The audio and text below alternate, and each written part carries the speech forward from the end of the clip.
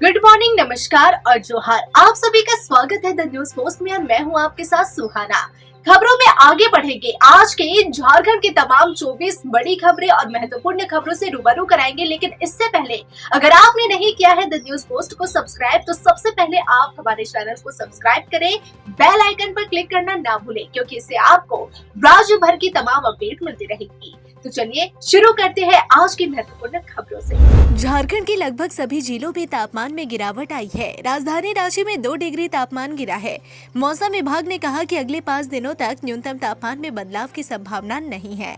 मौसम केंद्र रांची ने कहा है कि अधिकतम और न्यूनतम तापमान में अंतर कम हो रहा है, जिसकी वजह से सुबह और शाम में कनकनी रहेगी। उत्तर भारत में लगातार बर्फबारी हो रही है, जिसकी वजह से झारखंड के मौसम पर असर पड़ रहा है।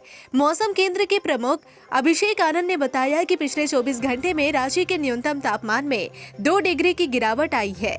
उन्होंने कहा कि रांची का न्यूनतम तापमान 10.4 डिग्री सेल्सियस दर्ज किया गया। वहीं राज्य में सबसे कम तापमान हजारीबाग में दर्ज किया गया। यहाँ का न्यूनतम तापमान 07.7 डिग्री सेल्सियस रिकॉर्ड किया गया। इस दौरान चाईबासा का न्यूनतम तापमान सबसे ज्यादा 27.4 डिग्री रहा। बढ़ते हैं खबरों में आगे और आपको बता दें कि बागमारा के खरी खरी हिलटॉप आउटसोर्सिंग कंपनी में गोलीबारी और बमबाजी के मास्टरमाइंड कारू यादव को धनबाद पुलिस ने गिरफ्तार कर लिया है। कारू यादव को बिहार के जमुई से गिरफ्तार किया गया। पुलिस ने कारू यादव के खास बजरंगी को भी गिरफ्तार करने में सफलता हासिल की है। इससे पहले पुलिस ने इस मामले में 14 लोगों को गिरफ्तार किया है। मामले में कुल अलग अलग 9 प्राथमिकी दर्ज की गई है। 100 से अधिक नामजद आरोपी बनाए गए हैं। आपको बता दें कि 9 जनवरी को मधुबन थाना क्षेत्र के हिलटॉप आउटसोर्सिंग में रायत और कंपनी प्रबंधन के गुर्गों के बीच हिंसक झड़प हुई थी, जिसमें गोलीबारी, बमबाजी और पथराव की घटनाएं हुई थी। साथ ही गिरिडीह सांसद चंद्र प्रकाश चौधरी के कार्यालय में आग लगा दी गई थी। घटना के तुरंत बाद बागमारा एसडीपीओ पुरुषोत्तम कुमार सिंह अपने टीम के साथ मुख्य आरोपी कारू यादव को गिरफ्तार करने पहुंचे। इस दौरान कारू यादव के समर्थकों ने पुलिस पर हमला कर दिया। पुलिस पर पथराव किया गया। इस घटना में बागमारा एसडीपीओ पुरुषोत्तम कुमार गंभीर रूप से घायल हो गए। फिलहाल उनका इलाज दुर्गापुर मिशन अस्पताल में चल रहा है। हिंदपीढ़ी की 2 सगी बहन के अपहरण का पूरा मामला मनगढ़ंत निकला है। आमरीना और रहनुमा ने प्रेमी के साथ मिलकर एक स्क्रिप्ट बनाया और फिर आधार कार्ड बनवाने के बहाने घर से निकल गई थी। इसके बाद काटा टोली से अपने प्रेमी के साथ एक कार में बैठकर और मांझी के रास्ते चितरपुर पहुंची। फिर कोडरमा वाराणसी होते हुए ट्रेन से कर्नाटक निकल गई। इस बीच लड़की ने और मांझी से पिता को फोन कर खुद के अपहरण की झूठी कहानी बता दी, जिसके बाद घर वाले परेशान होकर हिंदपीढ़ी थाना में बेटी के अपहरण का मामला दर्ज करा दिया। लेकिन अब पूरे मामले का खुलासा हो गया है। दोनों लड़कियों को पुलिस ने बरामद करते हुए आरोपी प्रेमी समेत 5 लड़कों को गिरफ्तार कर जेल भेज दिया है। इस मामले में रांची पुलिस ने 4 दिनों के अंदर पूरे मामले का खुलासा करते हुए आरोपी को जेल भेज दिया। इस पूरे कथित अपहरण कांड का खुलासा रांची एसएसपी चंदन कुमार सिन्हा ने प्रेस वार्ता कर दी है। भारतीय जनता पार्टी के वरिष्ठ नेता लोकसभा के पूर्व उपाध्यक्ष कड़िया मुंडा को दिल्ली भेजा गया है। कड़िया मुंडा का इलाज मेडिकल कॉलेज अस्पताल में चल रहा था। कड़िया मुंडा का स्वास्थ्य वैसे तो धीरे धीरे बेहतर हुआ, लेकिन और बेहतर इलाज के लिए उन्हें आज दिल्ली ले जाया गया। खूंटी से कई बार के सांसद, पूर्व केंद्रीय मंत्री और लोकसभा के उपाध्यक्ष कड़िया मुंडा की तबीयत खराब होने पर रांची के मेडिकल अस्पताल में भर्ती कराया गया था। इधर केंद्रीय जनजातीय मामलों के मंत्री जुएल ओराम रांची पहुंचे। यहां पर उन्होंने वरिष्ठ भाजपा नेता कड़िया मुंडा का विशेष रूप से इलाज के इंतजाम के बारे में जानकारी ली। उनसे अस्पताल में जाकर मुलाकात भी की। भाजपा के कई नेताओं ने भी उनके स्वास्थ्य की जानकारी ली। यहां तक कि राज्य के मुख्यमंत्री हेमंत सोरेन ने भी अस्पताल पहुंचकर उनके स्वास्थ्य के बारे में डॉक्टर से ताजा स्थिति ली और कड़िया मुंडा से भी मुलाकात की। पवित्र ज्योतिर्लिंगों में से एक देवघर स्थित बाबा बैद्यनाथ मंदिर देश विदेश में प्रसिद्ध है। यह मंदिर मनोकामना लिंग के रूप में भी जाना जाता है। यहाँ जो भी मनोकामनाएं की जाती है, बाबा बैद्यनाथ अवश्य पूर्ण करते हैं। यही कारण है कि यहाँ साल भर देश विदेश से भक्त यहाँ आते हैं, जिसका प्रमाण उनके द्वारा दिए गए दान स्वरूप उनके देश की मुद्रा बतलाती है। नया साल के बाद बाबा मंदिर प्रांगण स्थित सभी 18 दान पत्रों को खोला गया। मंदिर प्रशासन की देखभाल में दंडाधिकारी की मौजूदगी में दान पत्र से 11,03,455 रुपया के अलावा नेपाली 980 रुपया और $21 दान स्वरूप प्राप्त हुआ है। बिहार में शराबबंदी के बाद देवघर के रास्ते अवैध शराब का खेप तस्करों द्वारा लगातार भेजा जाता है। सूचना मिलने पर उत्पाद विभाग द्वारा बीचों बीच में कार्रवाई की जाती है, लेकिन तस्करों पर पूर्ण रूप से विराम नहीं लगा पाता। इसी कड़ी में उत्पाद अधीक्षक संजय श्रीवास्तव को गुप्त सूचना मिली थी कि शराब की तस्करी जसीडीह थाना अंतर्गत रोहिणी परमेश्वर चौक के पास से की जानी है, जिसके बाद टीम ने जसीडीह थाना अंतर्गत रोहिणी परमेश्वर चौक पर छापेमारी की। इस दौरान फोर सेल इन पंजाब ओनली लिखा अवैध विदेशी शराब को जब्त कर लिया गया। इंपीरियल ब्लू लिखा शराब 6 कार्टून अभिषेक कुमार सिंह के पास से जब्त किया गया। इन सभी कार्टूनों में 375 ml के 173 पीस यानी 64.85 लीटर अवैध शराब है। इस अभियान में अभियुक्त अभिषेक कुमार सिंह को गिरफ्तार कर लिया गया है। बताया जा रहा है कि यह गिरफ्तार व्यक्ति द्वारा जब्त शराब को बिहार भेजने की योजना थी। झारखंड में नगर निगम और निकाय चुनाव को लेकर हलचल तेज हो गई है। निवर्तमान पार्षद रोशनी खलको की ओर से दायर अवमानना याचिका पर हाईकोर्ट में सुनवाई हुई। इस दौरान झारखंड हाईकोर्ट से सरकार को सख्त निर्देश दिया है कि 4 महीने में चुनाव प्रक्रिया संपन्न कराए। इस दौरान कोर्ट के आदेश के तहत राज्य के मुख्य सचिव कोर्ट में पेश हुए। जस्टिस आनंद सेन की कोर्ट ने उन्हें अगली सुनवाई में पेश होने से छूट दे दी है। इससे पहले सोमवार को हुई सुनवाई में सरकार ने कोर्ट को बताया था कि ट्रिपल टेस्ट कराने के बाद चुनाव कराया जाएगा। इस पर कोर्ट ने नाराजगी जताते हुए ट्रिपल टेस्ट के बिना ही निकाय चुनाव कराया जाना चाहिए। ट्रिपल टेस्ट की आड़ में निकाय चुनाव को नहीं रोका जा सकता। इस आदेश के बाद भी राज्य सरकार द्वारा चुनाव नहीं कराना कोर्ट के आदेश की अवमानना है। बता दें कि निवर्तमान पार्षद रोशनी खलको ने राज्य में नगर निगम और निकाय चुनाव जल्द कराने को लेकर हाई कोर्ट में अवमानना याचिका दायर की है। मंत्री दीपक बिरुवा प्रोजेक्ट भवन स्थित अपने विभागीय कार्यालय में गुरुवार को सभी प्रमंडलीय आयुक्त और विभागीय सचिव के साथ वर्चुअल बैठक कर रहे थे। इस दौरान भू राजस्व मंत्री दीपक बिरुवा ने कहा कि जमीन संबंधित मुद्दों पर आमजनों की सुविधा को ध्यान में रखते हुए राजस्व संग्रहण किया जाए। इसलिए म्यूटेशन समेत अन्य जमीन संबंधित कार्यों को राइट टू सर्विस एक्ट के दायरे में लाए। अधिकारी ऐसे कार्यों को ससमय पूरा कराने की दिशा में काम करे ताकि आमजनों को बेहतर सुविधा मिल सके और सरकार को राजस्व संग्रहण वृद्धि हो सके। दीपक बिरुवा ने कहा कि अपनी ही जमीन की रसीद कटवाने के लिए भी लोगों को कचहरी और कर्मचारियों के कार्यालय का चक्कर लगाना पड़ता है। इसलिए अब राज्यवासियों को बारकोड की सुविधा मिलेगी। इसके माध्यम से लोग मोबाइल से ही अपनी जमीन की रसीद काट सकेंगे। झारखंड के पुलिस महानिदेशक यानी डीजीपी अनुराग गुप्ता ने राज्य में नक्सल उन्मूलन अभियान की समीक्षा की। पुलिस मुख्यालय में आयोजित इस बैठक में नक्सल प्रभावित जिलों के पुलिस अधीक्षकों यानी एसपी को फरार नक्सलियों और संगठित अपराध गिरोहों की संपत्तियों को कुर्क करने का निर्देश दिया गया। डीजीपी ने कहा कि नक्सल संगठन और अपराधियों द्वारा अवैध तरीके से अर्जित संपत्तियों को चिन्हित कर कार्रवाई की जाए। बैठक में डीजीपी ने माओवादियों और अन्य उग्रवादी संगठनों से जुड़ी सूचना तंत्र को मजबूत करने की आवश्यकता पर बल दिया। उन्होंने निर्देश दिया कि धमकी से जुड़ी हर सूचना पर तुरंत प्राथमिकी दर्ज की जाए। साथ ही आगजनी और तोड़फोड़ के मामलों की समीक्षा कर वांछित अपराधियों को चिन्हित करने का भी निर्देश दिया। पूर्व मंत्री रामचंद्र चंद्रवंशी सक्रिय राजनीति में बने रहेंगे। विश्रामपुर मंझिया विधानसभा क्षेत्र के सभी भाजपा मंडल अध्यक्षों ने एक स्वर में पूर्व मंत्री रामचंद्र चंद्रवंशी की राजनीति से संन्यास लेने की बातों को अफवाह करार दिया। मंडल अध्यक्षों ने अफवाहों पर विराम लगाते हुए कहा कि रामचंद्र चंद्रवंशी भाजपा के प्रादेशिक और विश्रामपुर विधानसभा क्षेत्र के सर्वमान्य नेता है। वे अभी सक्रिय राजनीति में बने रहेंगे। उनके नेतृत्व में ही कार्यकर्ता अगले 5 वर्षों तक क्षेत्र में संगठन को और मजबूत करने का कार्य करेंगे। अगला विधानसभा चुनाव भी इनके नेतृत्व में ही लड़ा जाएगा।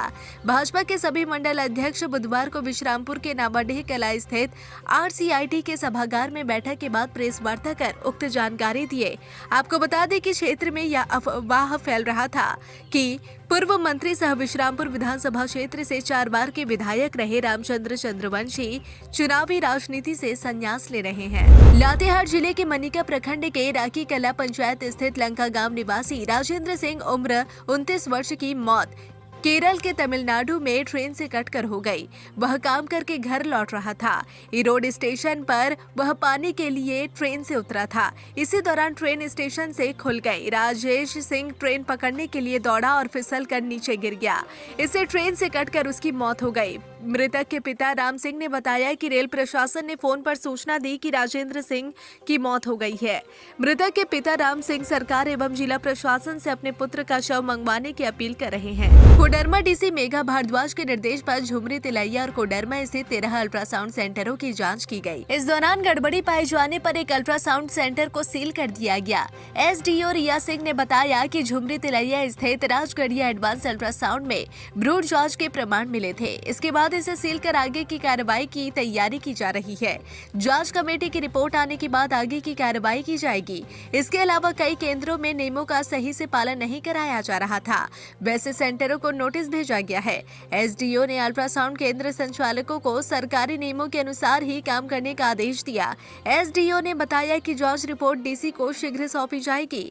जांच के दौरान नगर प्रशासक अंकित गुप्ता समेत अन्य कई अधिकारी शामिल थे। कई वारदातों को अंजाम देकर आतंक का पर्याय बने पीएलएफआई का हार्डकोर नक्सली कृष्णा यादव को लोहरदगा पुलिस ने गिरफ्तार कर लिया है। कुडू थाना पुलिस के अनुसार वह सरेंडर करने लोहरदगा सिविल कोर्ट जाने के लिए कुडू पहुंचा था।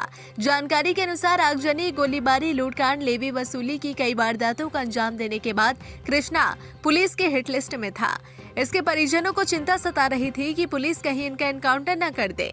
कृष्णा की गिरफ्तारी से क्षेत्र में नक्सली गतिविधियों पर अंकुश लगने की उम्मीद है। पुलिस की ओर से की गई हाल ही की कार्रवाई के बाद नक्सली संगठनों में खौफ देखा जा रहा है। रामगढ़ जिले के पतरातू डैम के दोनों क्रूज को प्रयागराज कुंभ में भेज दिया गया है। अब करीब 2 माह तक पतरातू डैम पहुंचने वाले सैलानियों को इसका आनंद नहीं मिल सकेगा।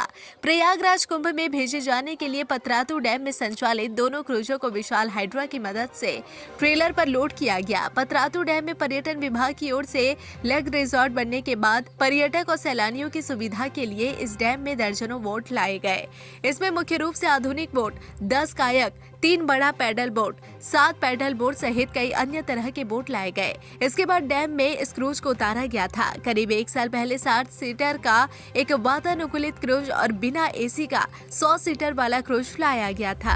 भारतीय वायुसेना में अग्निपथ योजना के तहत भर्ती के लिए 27 जनवरी तक आवेदन लिए जाएंगे। अग्निवीर वायु पदों के लिए अविवाहित भारतीय पुरुष और महिला उम्मीदवारों की भर्ती के लिए आधिकारिक अधिसूचना जारी की है। इसकी जानकारी जिला सूचना जनसंपर्क विभाग ने प्रेस विज्ञप्ति जारी कर दी है। इसमें बताया गया है कि भारतीय वायुसेना के अग्निवीर वायु के लिए पंजीकरण 27 जनवरी 2025 तक आधिकारिक वेबसाइट पर किया जा सकेगा। उम्मीदवार अग्निवीर वायु की भर्ती के लिए 27 जनवरी 2025 रात 11 बजे तक भारतीय वायुसेना की वेबसाइट पर लॉगिन कर ऑनलाइन पंजीकरण कर सकते हैं। इस भर्ती में 1 जनवरी 2005 से 1 जुलाई 2008 यानी दोनों तिथियां सम्मिलित के बीच जन्मे अविवाहित पुरुष और महिला उम्मीदवार भाग ले सकते हैं। साथ ही इच्छुक अविवाहित पुरुष और महिला उम्मीदवार भर्ती से संबंधित सभी नियमों की जानकारी भारतीय वायुसेना की वेबसाइट से भी ले सकते हैं। जेईई मेन की परीक्षा की तैयारी को लेकर जिला प्रशासन की ओर से तैयारियां शुरू कर दी गई है। इस बार 22 जनवरी को पहले सत्र की परीक्षा आयोजित की जाएगी, जबकि दूसरे सत्र की परीक्षा अप्रैल माह में होने के आसार है। इधर जेईई मेन की कदाचार मुक्त परीक्षा को लेकर राज्य में कुल 4 सेंटर बनाए गए हैं, जबकि राज्य भर में मात्र 5 शहरों में ही इस परीक्षा का आयोजन किया जाएगा। सुरक्षा सुविधा के ख्याल से ऐसा निर्णय लिया गया है।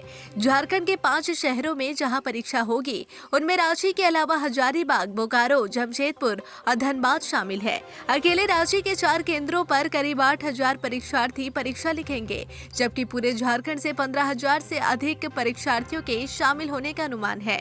बोर्ड की ओर से सभी केंद्रों को परीक्षा के सफल संचालन को लेकर आवश्यक दिशा निर्देश जारी किए गए हैं। छावनी परिषद का नगर परिषद रामगढ़ में विलय होना तय है। इसे लेकर राज्य सरकार की ओर से गठित 8 सदस्यीय टीम ने प्रस्ताव तैयार कर लिया है। प्रस्ताव को रामगढ़ डीसी चंदन कुमार का अनुमोदन मिल चुका है। 1 सप्ताह के अंदर रिपोर्ट राज्य सरकार को सौंपी जाएगी। नए प्रस्ताव के अनुसार छावनी परिषद की कार्यालय, सीईओ का आवास और छावनी फुटबॉल मैदान को भी नगर परिषद रामगढ़ में शामिल करने की अनुशंसा होगी। विलय की प्रक्रिया पूरी कराने के लिए सरकार ने 8 सदस्यीय कमेटी का गठन किया था। इसमें अध्यक्ष भारतीय प्रशासनिक सेवा के नगर विकास एवं आवास विभाग झारखंड सरकार अपर सचिव ज्ञानेंद्र कुमार बनाए गए हैं। छावनी परिषद विलय को मंजूरी देने के लिए रांची प्रोजेक्ट भवन में 9 जनवरी को 8 सदस्यीय कमेटी की बैठक हुई थी। इसमें कुछ बिंदुओं पर प्रस्ताव बनाया जाना शेष था। इसे 1 सप्ताह में पूर्ण कर प्रधान सचिव को रिपोर्ट सौंपने का निर्णय हुआ। यहाँ से छावनी परिषद के नगर परिषद में विलय की प्रक्रिया को अंतिम रूप मिलेगा। आपको बता दें कि छावनी परिषद रामगढ़ की स्थापना 1941 में हुई थी। रामगढ़ जिले के रजरप्पा थाना क्षेत्र में स्थित बंगलामुखी धाम को पर्यटन स्थल का दर्जा दिलाया जाएगा। यह घोषणा हजारीबाग सांसद मनीष जायसवाल की ओर से की गई है। वे मकर संक्रांति के मौके पर यहां लगने वाले टूसू मेले में बतौर अतिथि शामिल होने आए थे। उन्होंने कहा कि टूसू पर्व झारखंड की संस्कृति की पहचान है। इस संस्कृति को हमें बरकरार रखने की आवश्यकता है। मनीष जायसवाल ने कहा कि बंगलामुखी धाम को पर्यटन स्थल के रूप में विकसित करने का काम करेंगे। कार्यक्रम में गिरिडीह सांसद चंद्र प्रकाश चौधरी भी शामिल हुए। उन्होंने कहा कि वे कई साल से बंगलामुखी धाम का विकास के लिए सरकार से मांग करते आ रहे हैं, मगर उनकी मांगों पर आज तक कोई ध्यान नहीं दिया जा रहा था। बिहार के दबंग किसानों द्वारा काम कराने के बाद झारखंड के लातेहार जिले के बेतला के मजदूरों को बंधक बनाए जाने और मजदूरी का भुगतान नहीं करने पर श्रम विभाग सख्त हो गया है। इन मजदूरों को अब तक किसान की ओर से मजदूरी का भुगतान नहीं किया गया। बकाया मजदूरी पाने के लिए घर लौटे सभी 35 मजदूर टकटकी लगाए हैं। आपको बता दें कि लातेहार जिले के बेतला के तूरी टोला से 35 मजदूर धन कटनी के लिए बिहार के औरंगाबाद गए थे। काम कराने के बाद किसानों ने मजदूरी देने के नाम पर टाल मटोल करते हुए मजदूरों के साथ शोषण करना शुरू कर दिया। बाद में पैसे और खाना सब कुछ देना बंद कर दिया। बाद में वहां से किसी तरह भागकर सभी मजदूर लातेहार पहुंचे और डीसी उत्कर्ष गुप्ता को अपनी आप बीती सुनाई। इस पर डीसी ने श्रम विभाग को तत्काल कार्रवाई करने का निर्देश दिया था। इसके बाद सभी आरोपियों के खिलाफ कार्यालय से नोटिस जारी कर आरोपियों को हाजिर होने का निर्देश दिया गया है। लोहरदगा जिला परिषद की बैठक में जल नल योजना में गड़बड़ी को लेकर खूब हंगामा हुआ। इसके बाद डीडीसी ने सभी बीडीओ को मामले की जांच कर रिपोर्ट सौंपने का निर्देश दिया। इसके अलावा कैरो प्रखंड में बैंक ऑफ इंडिया की शाखा में एटीएम मशीन और पासबुक प्रिंट करने वाली मशीन लगवाने का निर्देश जारी किया गया। लगातार मिल रही शिकायतों के बाद डाक बंगला भंडरा में सूखे पेड़ को 2 दिनों में हटवाने का आदेश संबंधित सीओ को डीडीसी ने दिया। आपको बता दें कि कुछ माह पहले इसी पेड़ की डाली टूटकर गिरने से एक राहगीर घायल हो गया था। साथ ही आए दिन टहनी टूटकर गिरने से यातायात भी बाधित रहती है। भंडारा स्थित डाक बंगला शौचालय निर्माण और ऑटो स्टैंड में शेड और शौचालय मरम्मत का काम तत्काल पूरा कराने का आदेश जारी हुआ। राज्य के सभी जिलों में म्यूटेशन के सैकड़ों मामले लंबित है। इससे जमीन मालिकों को काफी परेशानी उठानी पड़ रही है। इससे निजात के लिए 19 जनवरी से कैंप लगाकर 10 डेसिमल तक की जमीन का म्यूटेशन किया जाएगा। आलम यह है कि जिन लोगों ने पिछले साल अक्टूबर-नवंबर में भी आवेदन दिया है, उनका म्यूटेशन अभी तक नहीं किया गया। ऐसे में उनके सामने नक्शा पास कराने की समस्या आ रही है। ऐसे में राज्य में म्यूटेशन के सबसे ज्यादा मामले लंबित होने के कारण जिला प्रशासन की ओर से सभी अंचलों में कैंप लगाने का फैसला लिया गया है। राज्य जिला प्रशासन की ओर से सभी अंचल को यह सख्त निर्देश दिया गया है कि बिना कारण के आवेदन लंबित रखने वाले अधिकारियों और संबंधित कर्मचारियों पर कार्रवाई की जाएगी। साथ ही यह भी कहा गया कि अगर आवेदन में कोई गलती है तो आवेदक को पहले नोटिस देना होगा। इसके बाद उचित कारण बताकर ही आवेदन रद्द करना होगा। डीसी मंजुनाथ भजंत्री ने इस सप्ताह 10 जनवरी तक लंबित आवेदनों की सूची 3 दिनों में मांगी है। इसके बाद आगे की कार्रवाई की जाएगी। राज्य भर के सभी सरकारी स्कूलों में शिशु पंजी सर्वे का काम जारी है। स्कूली साक्षरता एवं शिक्षा विभाग की ओर से 8 जनवरी तक स्कूलों को शिशु पंजी सर्वे का काम पूरा कर लेने का आदेश दिया गया था, मगर समय सीमा बीत जाने के बाद भी स्कूलों की ओर से इसे पूरा नहीं कराया गया। जब विभाग की ओर से इसकी जानकारी मांगी गई तो स्कूलों की ओर से जवाब दिया गया कि आधार अपडेशन नहीं होने के कारण स्कूलों को परेशानी आ रही है। अगर रांची जिले की बात करें तो 6,11,607 विद्यार्थियों में से 5,05,644 छात्र छात्राओं का आधार अपडेट नहीं हुआ है। स्कूलों की ओर से यह साफ कहा जा रहा है कि आधार में त्रुटि रहने के कारण डाटा अपलोड करने में कई तरह की परेशानी आ रही है। इधर विभाग भी सभी स्कूलों को और ज्यादा समय देने के मूड में नहीं है। इसके पीछे का कारण यह बताया जा रहा है कि जल्द ही नए सेशन की शुरुआत सभी स्कूलों में हो जाएगी। हजारीबाग जिले के कटकमसांडी प्रखंड के डाटो गांव में बुधवार की रात बड़ी घटना होते होते बच गई। रात करीब 1 बजे घर के 8 सदस्य विभिन्न कमरों में सो रहे थे, तभी अचानक आग की लपटें उनके कमरों तक पहुंच गई। आग की लपटें और धुएं के कारण घर में सो रहे परिजनों की नींद खुली तो सभी बचाओ बचाओ आग चिल्लाने लगे। इसके बाद पूरे गांव में अफरा तफरी मच गई। जो जिस हालत में था मदद के लिए दौड़ पड़ा, जिसे जो मिला उसी की मदद से आग बुझाने की कोशिश करने लगा। कुछ लोगों ने दमकल विभाग को भी इसकी जानकारी दे दी। दमकल तो नहीं पहुंची, मगर गांव के लोगों ने ही करीब 3 घंटे की मशक्कत के बाद आग पर काबू पा लिया। स्थानीय लोगों ने बताया कि घर के गैरेज में शॉर्ट सर्किट से आग लग गई थी। यह आग धीरे धीरे पूरे मकान में फैल गई। रात होने के कारण सभी लोग सो रहे थे। अचानक आग की लपटें देखकर लोगों की नींद खुली और सभी किसी तरह घर से बाहर निकले। इससे बड़ा हादसा होते होते बच गया। इससे घर में रखे लगभग सभी सामान जल गए। पत्नी को जलाकर मारने के आरोपी हजारीबाग के पूर्व एसडीओ अशोक कुमार ने हजारीबाग स्थित सिविल कोर्ट में अग्रिम जमानत याचिका दायर की है। मालूम हो कि उन पर अपनी पत्नी अनीता को जलाकर मारने का आरोप है। इस घटना के बाद से राज्य सरकार ने अशोक कुमार को हजारीबाग के सदर एसडीओ के पद से हटाते हुए रांची सचिवालय में कर दिया है। इधर प्रधान जिला एवं सत्र न्यायाधीश रंजीत कुमार के न्यायालय में गिरफ्तारी से बचने के लिए उन्होंने अग्रिम जमानत को लेकर आवेदन दिया है। यह मामला हजारीबाग जिले के लोहसिंगना थाना से जुड़ा है। अशोक कुमार की पत्नी अनीता के मायके वालों ने कहा कि अशोक ने ही अपनी पत्नी को जलाकर मार डाला।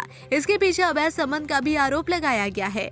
आपको बता दें कि पिछले साल 26 दिसंबर को हजारीबाग के एसडीओ रहे अशोक कुमार की पत्नी आग से जल गई थी। उन्हें हजारीबाग के एक निजी अस्पताल में इलाज के लिए भेजा गया था, लेकिन बाद में बोकारो में भर्ती कराया गया था। वहां उनकी हालत गंभीर हो गई तो रांची के देव कमल अस्पताल में भर्ती कराया गया, जहां 28 दिसंबर की सुबह अनीता की मौत हो गई। इसके बाद से यह मामला तुल पकड़े हुए है। फिलहाल इस बुलेटिन में बस इतना ही। ऐसे ही तमाम खबरों के लिए बने रहे द न्यूज़ पोस्ट के साथ।